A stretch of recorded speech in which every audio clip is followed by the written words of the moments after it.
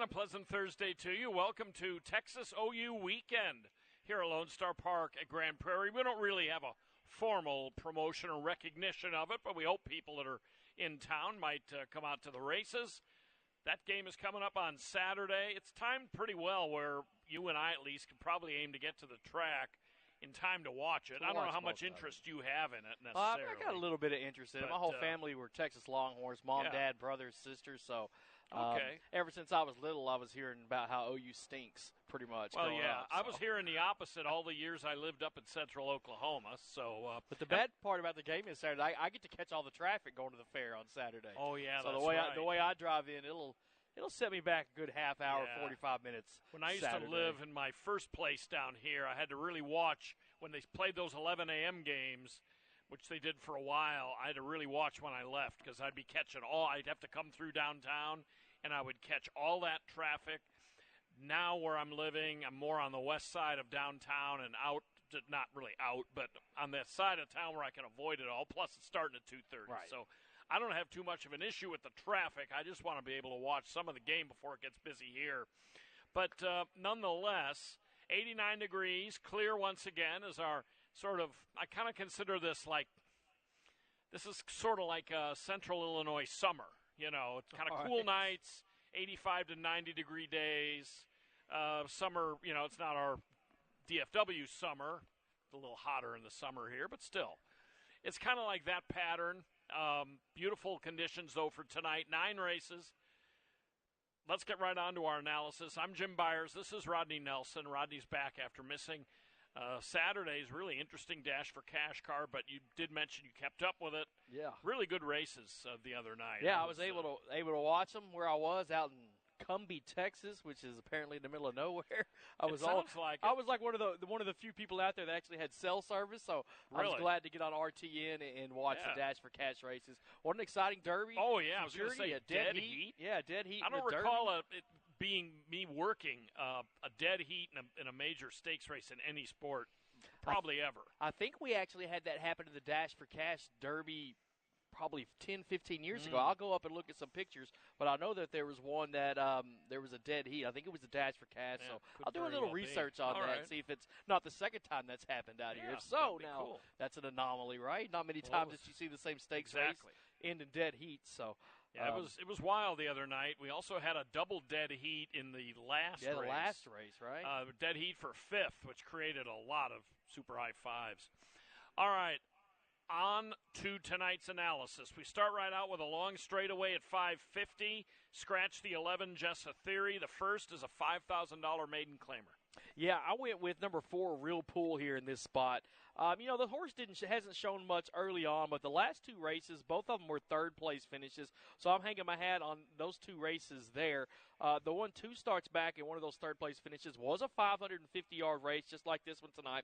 Last time moved out to 440, but the horse did do that right here on our track in that third-place finish, so I like that the horse has gone 550 before. Its most recent race was here on our track, and both of those races were third-place finishes, so the horse was up to get some of the money.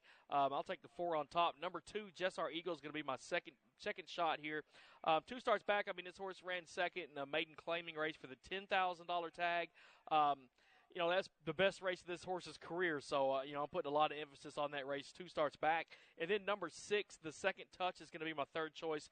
This horse is lightly raced compared to those other ones. Only 3 career starts. Last time out, this horse was in a half a length of the winner. That was in a $5,000 maiden claiming race. A couple hundred yards longer than this one tonight, but we'll see if the Second Touch can't get up for a piece of the pie. I got a 4-2-6 in the opener. I'm going to flip the top 2 picks, although I do think that 4 is pretty much the horse to beat in here. Based on those longer races, I do like that experience, and his races have been pretty consistent. He had a little trouble last time, but I'm going to try the filly, or as they call it here from quarter horses, 4-year-old mare. Jess Our Eagle has never been beyond 400 yards, so really is stretching out, but Abel Morin seems to have really good numbers with the longer distance races. And this filly had a really fast 220 work at the end of September. Now, that'll mean she probably will be leading exiting the chute. Whether she can go the distance, I don't know. But she takes a pretty good class drop from $10,000 maiden claimers to $5,000. First time she's been this low. her races at the better level have just been kind of flat. And sometimes I like it when horses don't get into a lot of trouble. They just kind of run evenly, and this is true in thoroughbreds too. Then you drop them, especially within the maiden ranks. You know, their average race might be good enough to beat some of these. They've just been being passed by better horses. So I'm going to try her here in the first. And by the way, I'll verify this, but I believe Mr. Norm, number 7, is a first-time gelding. I'm quite sure I saw that earlier. Race 2. This is a starter optional claimer, 220 yards, scratch the 9, fast delivery time. This race, you can be in for a $10,000 tag, which a few of them are, or you could have started for $62.50 or less last year or this. Yeah, I'm on number 5, Tumbling Dice. You like that horse? You know, I do You've like taken him this before, horse. I believe. He's got 5 wins. I mean, 3 wins out of 5 starts fact, out here. So yeah, I think you took him in the 110 race, and he was eliminated about that's right. 0.4 of a second out of the gate with the way he broke. Yeah, and so I'm going to have to overlook that race. But it was at 110. Well, yeah, I mean, his start cost him the whole thing. So we're going twice as long tonight. I know Jess High LBH was the winner of that one. That's the number 6 horse, my second choice. But I do like that Tumbling Dice. If you look at the body of work, I mean, when this horse was in the $5,000 starter races, I mean, won that race 2 starts back. That was at 250. Pretty much showed some speed coming out of the gate. And we see that this horse has a history of being up there toward the front. 3 wins out of 5 starts out here at Lone Star Park. I'm going to go ahead and give it to the 5. Number 6, Jess High LBH. I know that's your top choice. You've been talking about this horse for a while. It seems every time we see him pop up. I squeezed out a win at 8-5 in the 110 race with this horse. So I'm going back to the well. He's just been really sharp, including after being claimed by Melis Benavides, who turned him right out, and he won it 8-5, I should say, in that 110 race. So that's why I stuck with him. But I think the 6 and the 5, I'd be a little surprised. I don't mean to jinx them, but if anybody else won, just because I think they kind of stick out. But right, you can continue. Agreed. And BV Big Bucks, you know, merits a little bit of a chance. Leonel Hernandez, you know, as you can see, has really good stats here in limited starters. Wins a lot of races up north, so that's a good contest. If Tumbling Dice is able to break like he frequently does, that's going to be a really good test because. Like we saw with DK Marnie Jess the other day, a horse can only crank out so many number 1 efforts. Somebody, you know, you throw in a clunker every once in a while. On to the 3rd. Texas-bred maiden claiming 2-year-olds in for $5,000. Scratch the 11, SR Impact. This one is going $250. Yeah, I ended up on number 5, Garita Romance. This horse was a second-place finisher last time out. Did that at the $5,000 level. Just missed by a neck in that one. What I like about this one is put the 5 over the 4 for me is that Garita Romance has had a start over the track. I always like horses that have a start over the track and do fairly well. I mean, just missed by a neck, so, you know, another step, and it could have gone the other way. Number 4, CRB, Okie Magic. That's going to be my second choice. A second last time out, just like Garita Romance, by a neck. But did that down at Gillespie versus here at Lone Star Park, so that's how I ranked them 5 over to 4. And then I got the number 7, Corona Good Times, as my third choice. I'm always looking for that improvement from start 1 to start 2. This one could be primed for it. That last race did come right here at this track, so can't get much worse than last time out, I guess, finishing 9 out of 10. But I think this horse could have a good run tonight for the $5,000 tag. We'll see what happens with Corona Good Times. Yeah, I went ahead and took her on top. You have to forgive a little bit from that first race. That was against fillies. This one's against all comers, males and females. It was for a $10,000 tag, though. Now she's dropping down to 5. They bet her a little bit. She was a little under 8-1 in that race.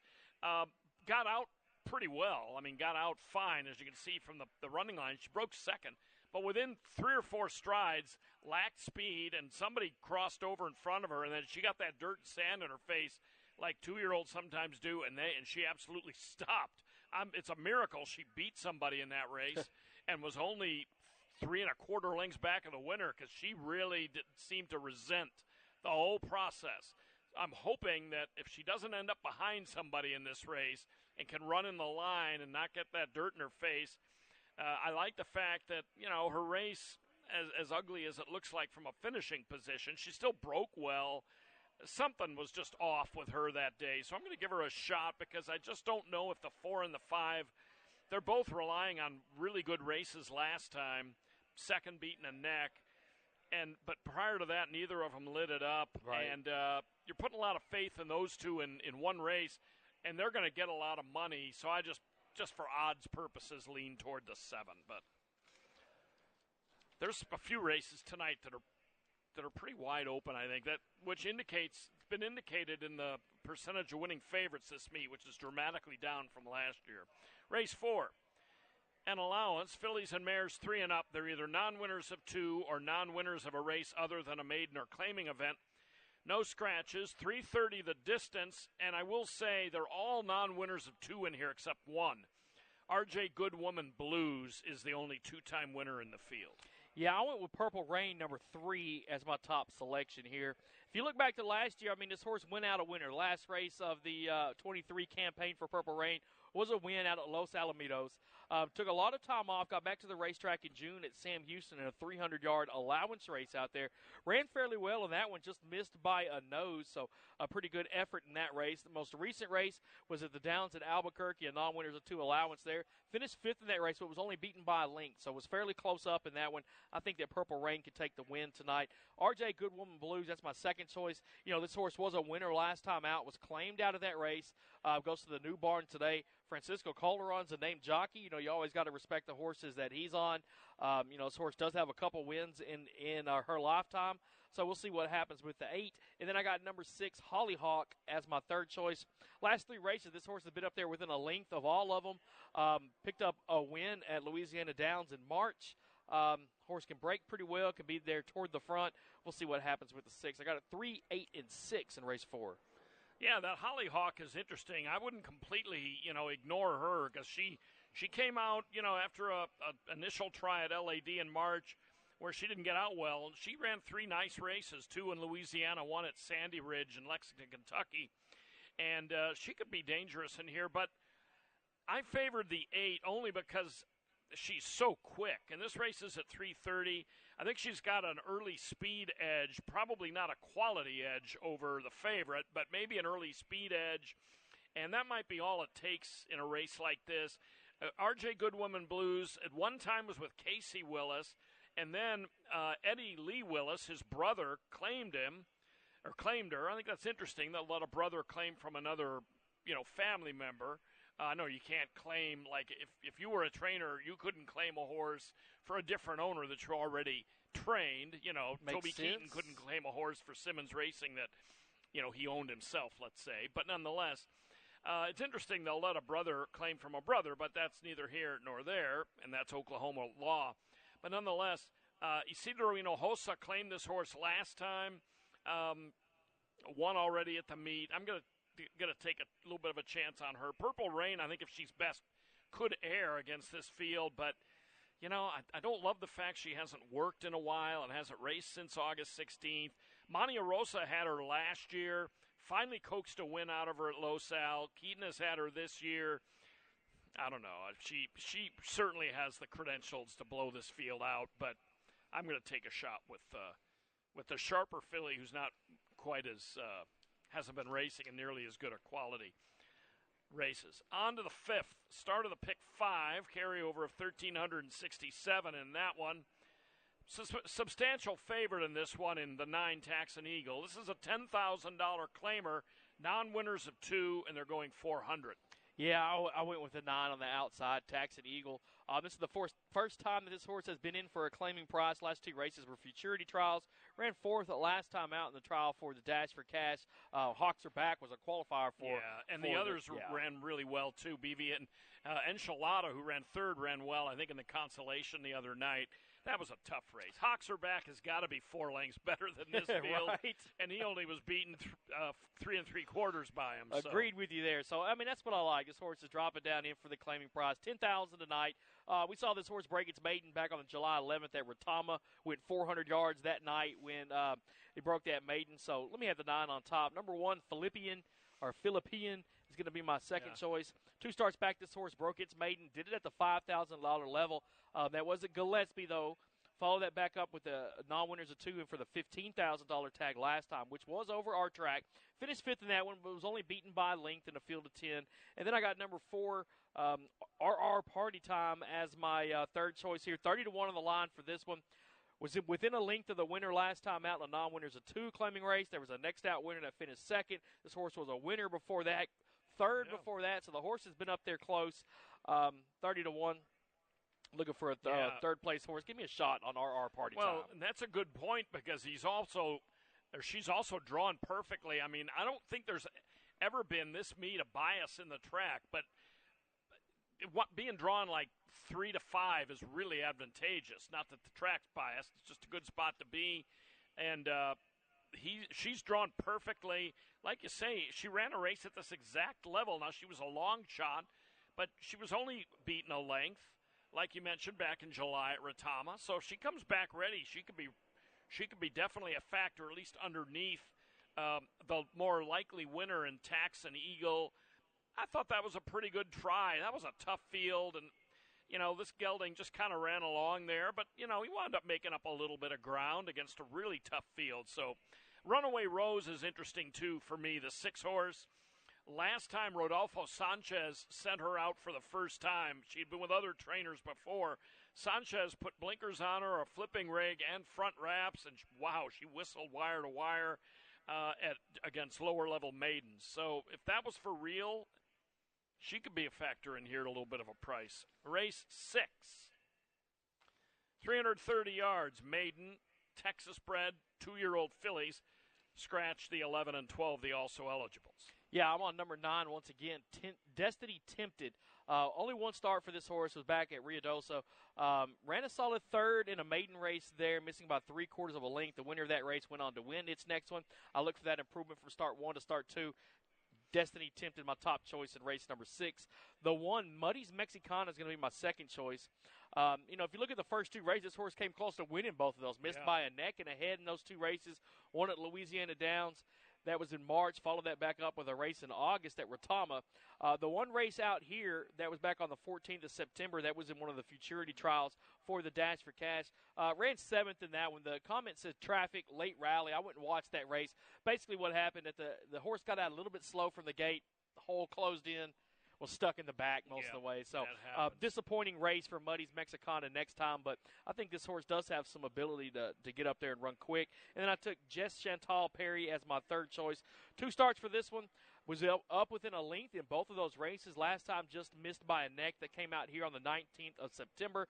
That's the 3-6-1 morning line on Jess Chantal Perry. I got it 9-1-3 here in race 6. Yeah, let's talk about that 3 filly first. Jess Chantal Perry. She's my second pick. I went and watched that race on the 19th.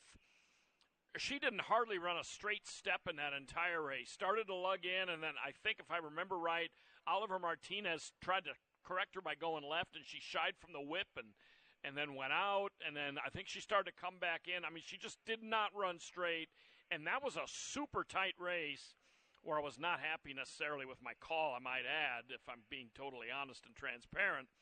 But she just got engulfed in the final stride. She was right in there, I mean, as you can see from the line, till right at the very end, and just got swallowed up in the final couple of strides. So she could definitely improve off that and contend. But Destiny Tempted, to me, fairly obvious choice. I went and watched that Ruidoso race because there was a trouble indicator, although not the little slash mark, but it said pushed in. That was really minor.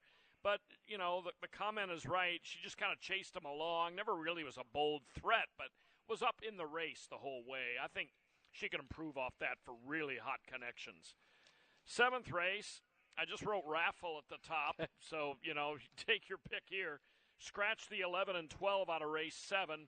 Filly and Mare, non-winners of 2 claimers for $7,500. Yeah, I went with I'm a Sweet Diva, the number 9 here. Does have a couple races over our track here. Neither one of them were super successful for the horse. But if you take a look back earlier this summer or spring, in May at Sam Houston, this horse ran well in a $7,500 non-winners of 2 race. Missed by a head. Followed that back up in an allowance race where the horse missed by a head once again.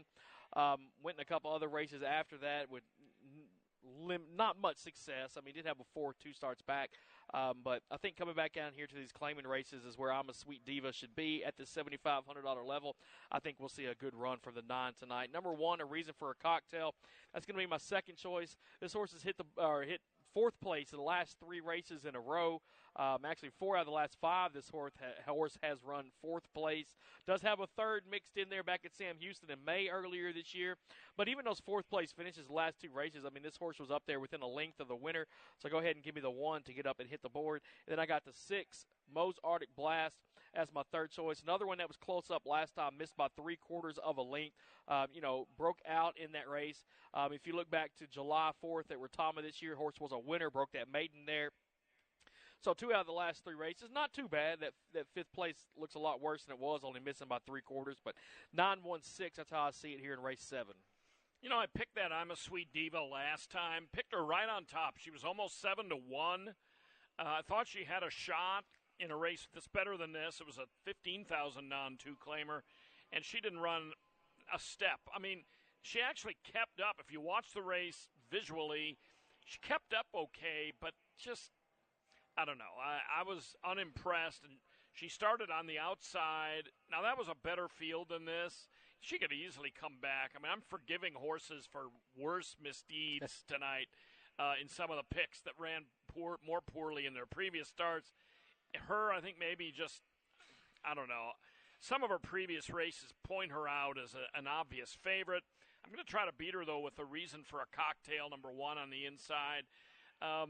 She is one that she definitely likes the distance, but, like you mentioned, that run of fourth-place finishes indicates to me that, maybe she lacks a certain winning quality, but that's true for most of these. These are non-winners of 2 for a reason.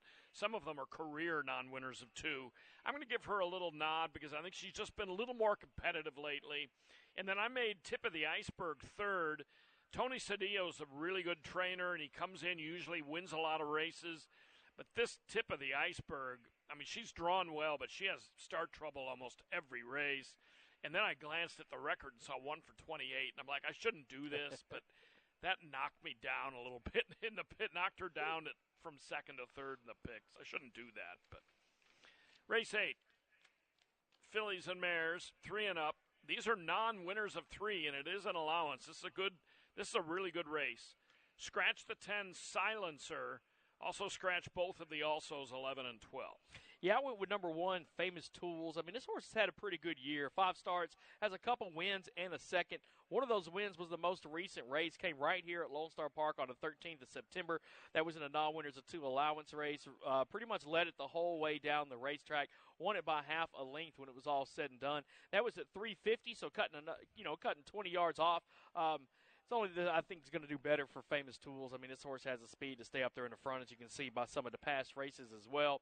Number 2, Rusty's Cowgirl. That's going to be my second choice. This horse probably overmatched a few times, but did go in the Heritage Place Oaks earlier this year. Ran 6th in that one, so wasn't bad at all to get into that race. Has run at a stakes race out here at Lone Star Park. That was in the Wrangler Stakes last year on Challenge Championship night. Rusty's Cowgirl, I think this horse does have the ability to get up and hit the board. And then I got number 7, Elise Matisse, as my third choice. It's a horse that's been right up there in it pretty much every race. Well, this year for sure hit the board 3 of 3. Was a winner last time out at 330 yards like we're running tonight. Won that race by a length and a half, so a pretty decent margin of victory over 2 next out winners. I like seeing 2 next out winners in there. So Elise Matisse, I think this horse definitely has a shot here in race 8. Yeah, she's very sharp. Her last race in July was really solid. She's just a really good running mare by Just Good Candy. Has a recent work for Toby Keaton, which I like to see. I went with Famous Tools in here. She's just tough. I mean, I was while you were talking, I looked up her older brother, half-brother, Firing Tools. Only won 3 races in his career, but he was kind of a grade 1, runner-up, 3rd, 4th, 5th place finisher. For a number of years, Firing Tools won a race out here, as I recall. And this horse is a half-sister to him, so that no tools required. The Dam. She's produced some running horses. Famous Tools is just so sharp. I don't mind the inside, so I'm going to take her in this spot, like we all are. 9th and final, Jackpot Super High 5. There's carryover of, I think it's 9,500 and change. I don't remember the exact number. I'm peeking at the monitor to see if it comes up. But anyway, the 9th race, Jackpot Super High 5, it was 95.98. Thank you, John Marsh. 95.98 the carryover. It was hit a lot solo-wise early in the meet, but now the carryover was almost $10,000. Yeah, that's a pretty good carryover for the High 5, no doubt about it. Scratch the 5, Cartel Angel. This is a maiden event. Good race. I think there's a bunch of chances here. Yeah, I got 7 Baby Moon as my top choice here. So this horse, ran out here at Lone Star Park a couple times last year. Took a break, didn't get back to the racetrack until June at Sam Houston this year. Finished third in that race, missed by a length. Followed that back up with a fairly decent race as well. That was back here on September the 13th. A second-place finisher that night, missing by half a length. Talking about a horse that has trouble at the break. I mean, this one seems to trouble's attracted this horse. Broke out, bumped. So, I mean, this horse runs into a lot of problems, but hopefully Baby Moon can have a clean run tonight. I think if she does, we'll see this horse in the winner's circle. Number 3, the Right One, that's going to be my second choice. Was a 5th-place finisher last time. Got beat fairly bad in that one. But, hey, that was a good trial race back in May at Ruidoso. Before that, I mean, the horse has a couple second-place finishes, one of them at Remington Park back in April. So this horse has been off the track since May, has a couple workouts since then. We'll see if the Right One's ready to go tonight. And then I got number 8, Piston Stroke. That's my third choice. Came close to picking up a win back in July at Ruidoso. Just missed by a neck in that one.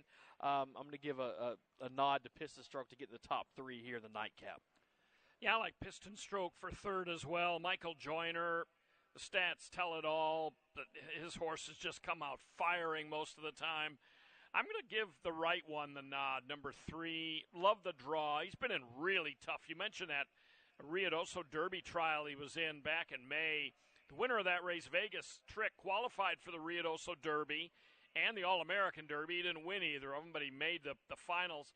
The runner-up, KJ Flying Cowgirl, ran 5th in the All-American Oaks, which is becoming a really good 3-year-old filly race in Ruidoso.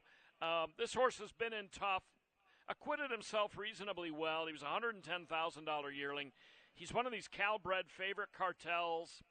Those seem to really run. I mean, I'd never pick a horse because of who the sire is, but I love where he's drawn. So I'm going to try the Right One. I like the work back. I mean, it's not a fast work, but I like the fact Trey Wood put a work in him. He's had a little time off, too.